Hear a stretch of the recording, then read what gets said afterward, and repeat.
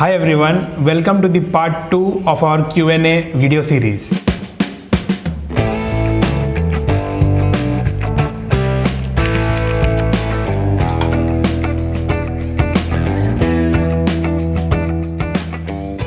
My name is Karan and I am the founder of MagnaRevo. We have worked with more than 100 companies over the last 5 years and have helped them grow digitally through our proven digital strategies.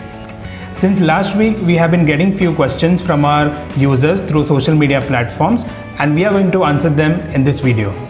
So let's start with the first question. So someone asked, what is your content marketing strategy? That really depends on customers to customers, but let's focus on these few points. I think the first one is the target audience. Make sure that you have already decided what is your target audience. Second would be your distribution strategy across different platforms. I think that is also very important. Third point would be to work on the budget and the resources that you will be using for content marketing. So now the second question. So someone asked, what's more important, followers or the reach? We would definitely go for the reach part, because no matter how many followers you have, I think it is important that you reach a wider audience. We have seen campaigns where our client may have 10,000 followers, but the reach was far way less than what we expected, and vice versa. I mean, the campaigns with just 1,000 followers, we managed to reach more people. So I think the focus should always be on the reach and to reach maximum people as much as possible. So the next question is, what is the alternative for TikTok ads? Now, I think all of you are aware that TikTok was recently banned, and many brands and businesses were actually putting their money on TikTok ads. I think Instagram and Facebook was always a better option for running ads. The content on the TikTok, first of all, was not that great. Also, the following of users, I mean, TikTok influencer would have 10 to 20 million followers. I mean, that was crazy. I mean, we cannot validate it.